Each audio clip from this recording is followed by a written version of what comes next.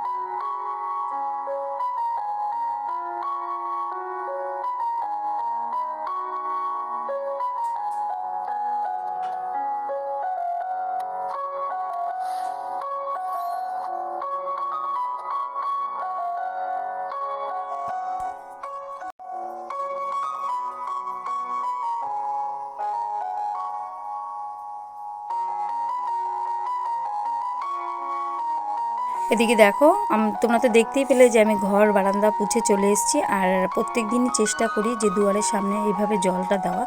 আমরা কিন্তু গ্রামের বাড়িতে এখনও দেখি যে প্রত্যেকে কিন্তু গোবর নেতা এগুলো দিয়ে মুছে নেয়। তো আমাদের সম্বল তো রাস্তা, আমাদের গেটের সামনে মানে রাস্তা, আর সেটাই জল দিয়ে একটু ধুয়ে নিলাম। আর তারপরে বাসি বাসনগুলো যে রেখে এসেছিলাম সেই বাসনগুলো এখন মেজে নেওয়ার সময় চলে এসছে।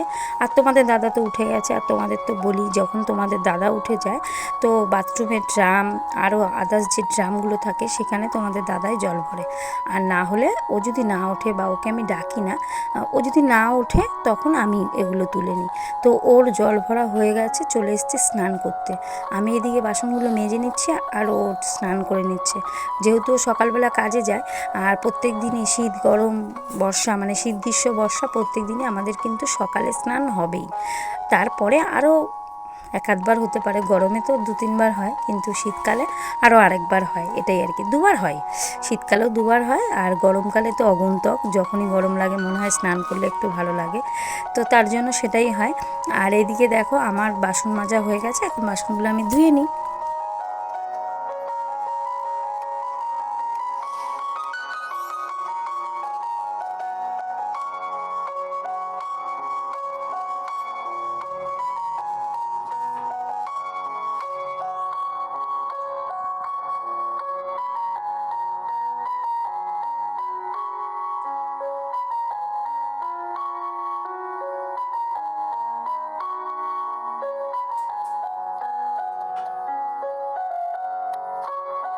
বাসনগুলো মাজা হয়ে গেছে, আর এই জায়গাটা এঁঠো জল বা এঁঠো কাটা পড়ে থাকে, সেটা একটু ভালো করে ধুয়ে নিলাম।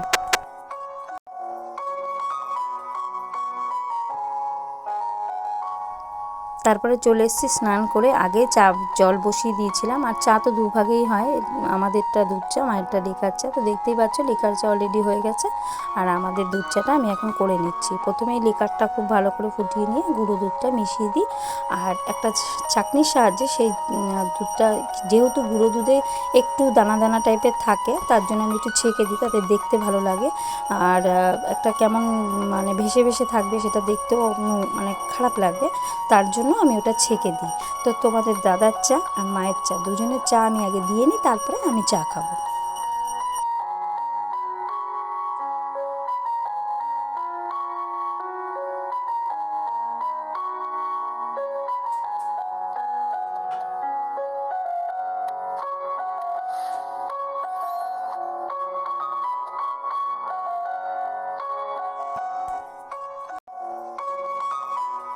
আর ঠান্ডার মধ্যে কি বলতো, আমরা কিন্তু কিছু বাড়িতে, কিছু না অনেক বাড়িতেই দেখি কার্পেট পেতে রাখে ঘর, মানে ঘর একটু গরম হওয়ার জন্য বা পায়ের তলে ঠান্ডা না লাগার জন্য। তো আমাদের সেটা সম্ভব না, নেই। তো যেটা আছে, তো পুরনো নাইটি যেগুলো ব্যবহার করা হয় না, তো সেই নাইটিটাই আমি পেতে রাখি। ওখানে দাঁড়িয়ে আমার রান্নাটা করতে সুবিধা হয়, যেহেতু ঠান্ডার দিন। আর এখানে একটা পরিষ্কার বস্তা নিয়ে নিয়েছি, তাতে কি হয়, সবজি যদি আমরা কাটি, সবজি কাটলে কিন্তু সেই জায়গাটা অনেকটা ময়লা, সেটা অনেকটা সময় লাগে তুলে ফেলতে।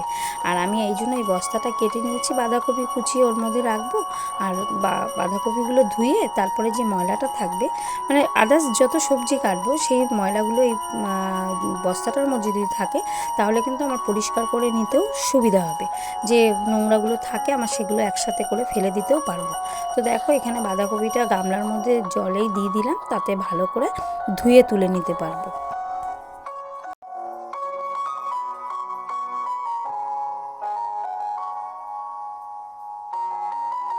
আর বাঁধাকপি ধুয়ে তুললে সেখানে তো জল পড়বেই, তার জন্য নিচে একটা আমি থালা দিয়ে দিয়েছি।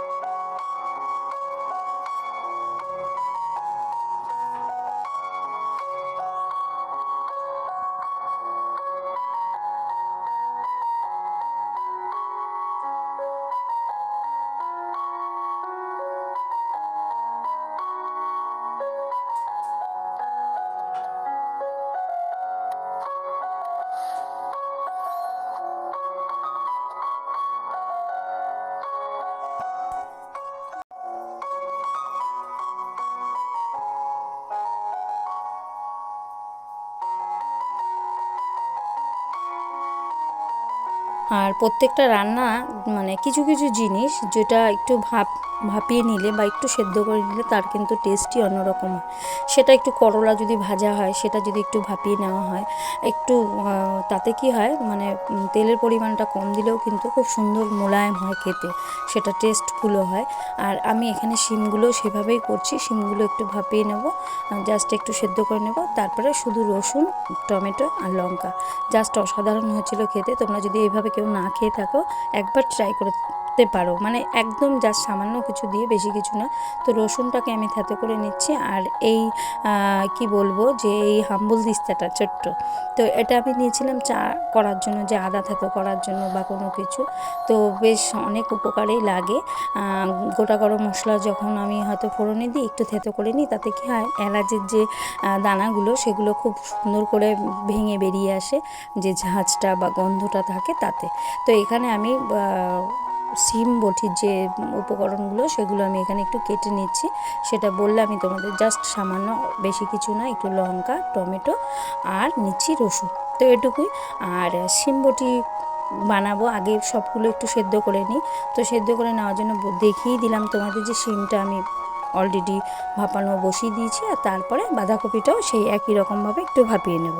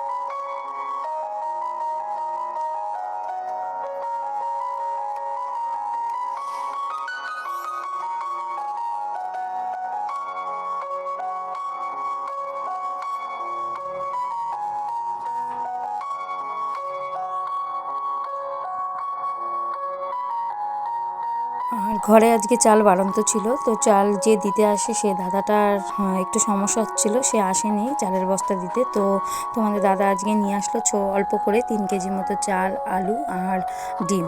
তো এখানে আমি এই কাগজটা পেতে দিই, তাতে কি ঝুড়িটা আমার কিন্তু অনেকটা পরিষ্কার থাকে, ময়লা থেকে বাঁচোয়া থাকে। তো আলুগুলো আমি এখানে ঢেলে দিচ্ছি, আর এই কাগজটা আমি কিছুদিন পর পর চেঞ্জ করে দিতে পারি, তাতে আমার ঝুড়িটা কিন্তু ময়লা মানে অনেকটাই কম হয়। আর আমরা কিন্তু সবাই জানি কম বেশি আলুর ঝুড়িতে কিন্তু মানে আলুতে অনেকটা নোংরা থাকে, তাতে কিন্তু ঝুড়ি নানা রকম দাগ, নোংরা, ময়লা হয়ে যায়। কিন্তু এইভাবে যদি রাখা হয় তাহলে কিন্তু অনেকটাই ময়লা থেকে বাঁচা যায়। তো এখন আমি চালটা ঢেলে নিই, দেখতেই পাচ্ছ চাল একদমই বাড়ন্ত, চাল অল্প একটু ছিল। তো এই চালটা দেখে নিচ্ছিলাম যে আগের চালটার এই চালটার মধ্যে কোনো পরিবর্তন আছে কি না, না একই রকম চাল। তো 19-20 দেখতে পেলাম যে আগের যে চালটার এই চালটা একটু 19-20 আছে। তো যাই হোক, যেটা দিয়েছে সেটাই খাবো। আর এখানে দেখো আজকে সকালবেলা তোমাদের দাদা বলল যে ভাত করতে হবে না, আলুর দম আর রুটি বানাও।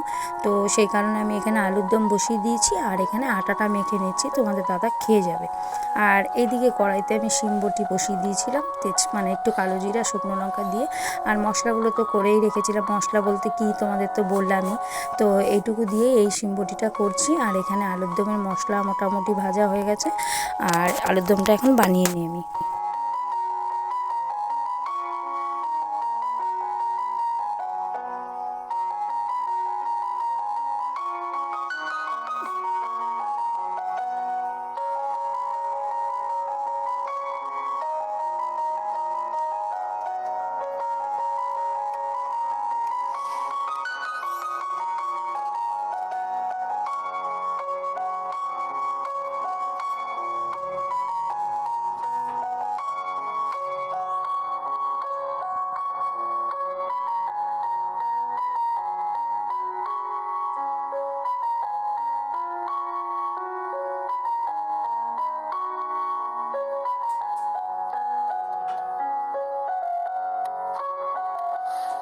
তো আমরা তো সকালে আলুর দম দিয়ে খেয়েছি, আর এটা মায়ের খাবার। মা তো আলুর দম বা আলুটা একটু কমই খেতে চায়, যেহেতু সুগার।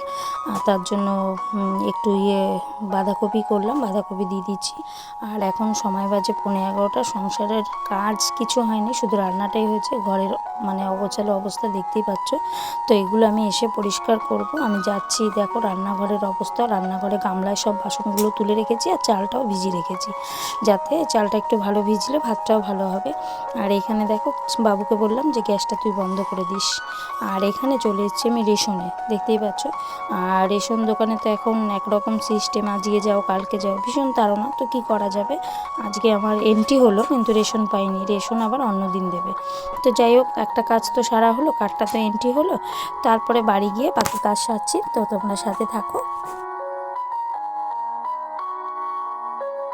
তো দেখো আমি চলে এসেছি রেশন দোকান থেকে। আর শীতকালের বিছানা তো প্রচণ্ড কষ্ট, বিছানা গোছানো বলো, বিছানা পরিষ্কার রাখা বলো, তারপরেও কিন্তু করতে তো হবেই। আর শীতকালে কিন্তু, গরমকালে ঘামে বিছানা চাদর ধুয়ে দিতে লাগে, আর শীতকালে কিন্তু আমরা গায়ে অয়েলি জাতীয় কিছু না কিছু ব্যবহার করে থাকি, তার জন্য কিন্তু বিছানা চাদর একটু তাড়াতাড়ি একটু অন্যরকম হয়ে যায়।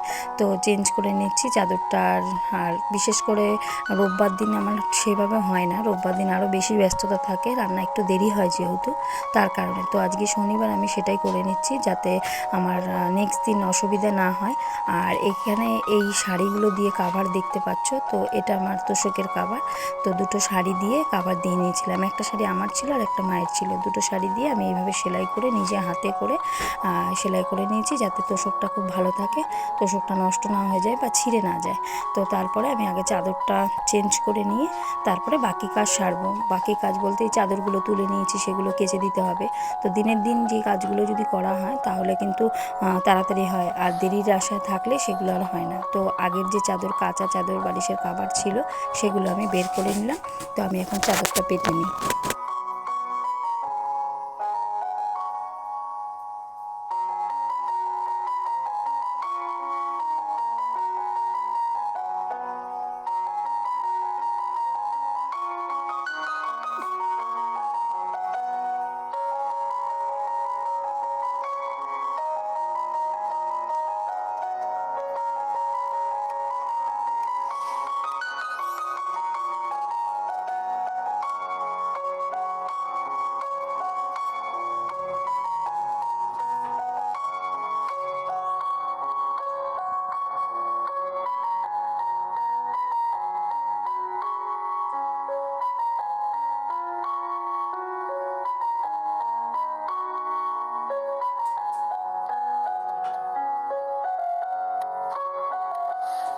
আর তারপরে চলে এসেছি যে দেওয়াল আলমারির যে কাঠের মানে ফ্রেমগুলো থাকে বা কাঁচগুলো থাকে, এগুলোর মধ্যে কিন্তু ঝুল ময়লা অনবরতই পড়ে।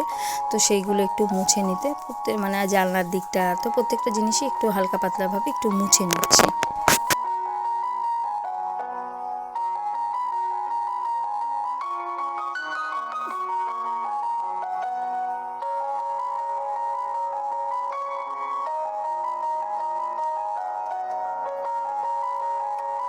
তো দেখো এখন চলে এসেছি, তোমাদের তো বললাম এই যে চাদর বালিশের কাপড়গুলো কেচে দেবো। আর তারপরে দেখো এখানে আমার পাপোশ, জুতোর তাক এগুলো থাকে।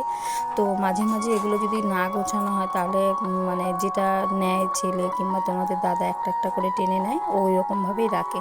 তো বাবু এই জুতোটা পরে গেছিলো প্রায় গেল মঙ্গলবার, কিন্তু ও জুতোটা প্লাস্টিকে ঢোকায়নি।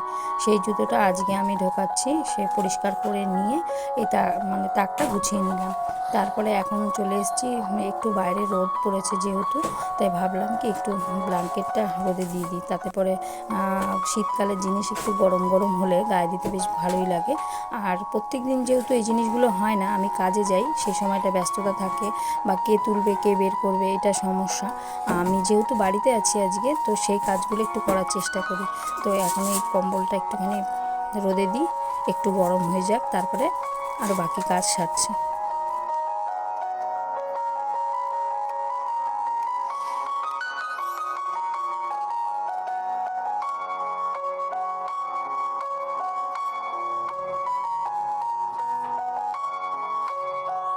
তো রান্নাঘর তো অগোছালো দেখতেই পেয়েছিলে, তো রান্নার গ্যাসের তাক এগুলো সব কিন্তু আমি মুছে নিয়েছি, মানে মুছে নিয়েছি বলছি, এমনি রান্নার গ্যাসের ঝিক ঠিকগুলো নামিয়ে নিয়েছি। তারপরে একটু গ্যাসের তাকটা মুছে নেব।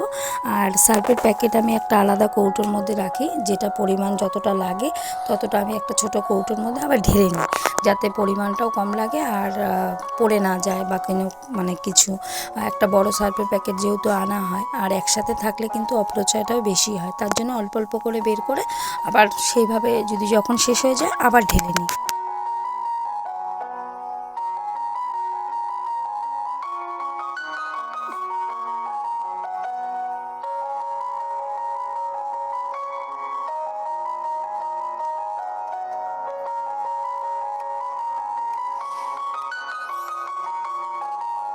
তো রান্নার পরের বাসন আর চলে এসেছি এখানে চাদরগুলো কেচে নিতে।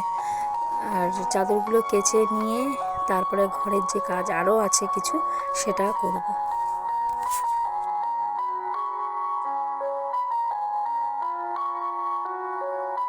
তো কাচা ধোয়া করে আর স্নান করে চলে এসেছি ঘরে। দেখো শীতের পোশাক এইগুলো, আর চেয়ারের মধ্যে আমি কম্বলটা রোদে দিয়েছিলাম, দেখতেই পেয়েছে। আর আমাদের যেহেতু যাদের একটা ঘর, তারা কিন্তু আমরা কাউকে বসতে দিতে পারি না ঠিক মতো। বসতে দেওয়ার জায়গা মানে একটা খাট, এটাই আমাদের সম্বল। তো তারপরেও একটা চেয়ার ঘরে আছে, তাও বসতে দিতে পারি না, কেন? জামা কাপড় থাকে। তো ছোট্ট একটু ভাবনা বদলে আমরা একটা ঘরের মধ্যেও কিন্তু অনেক জায়গা মানে সাশ্রয় করতে পারি। সেটা দেখো, এখানে আমি একটা গামলা কিনে নিচ্ছি, আর এই পয়সাটা দিয়েছে আমার ছেলে, জানো তো। তো বলছিলাম বাবু একটা গামলা ভীষণ প্রয়োজন, তো বলে আমার টাকা আছে তুমি নিয়ে নাও। তো এইখানে দেখো আমি শীতের পোশাকগুলো যা আছে প্রত্যেকটা জিনিস এইভাবে গুছিয়ে নিচ্ছি। আমার তো ঘরে আলনা নেই, আমার গামলার মধ্যে সব জামা কাপড়গুলো আমি ভাঁজ করে রাখি, সেলফে রাখি, এটাই আমার আলনার কাজ করে।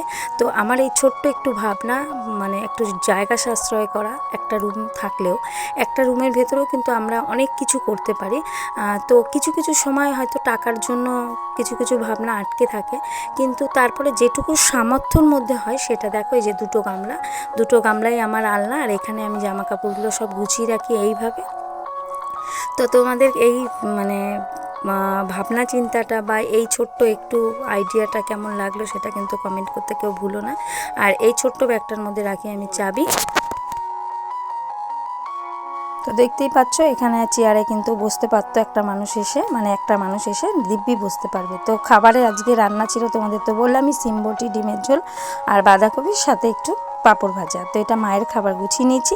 আজকের ভিডিওটা তোমাদের কেমন লেগেছে আমি জানি না, যদি ভালো লেগে থাকে আমার চ্যানেলটি সাবস্ক্রাইব করে আমার পাশে থেকো। আবার দেখা হবে নতুন একটা ভিডিওতে। আজকের মতো টাটা।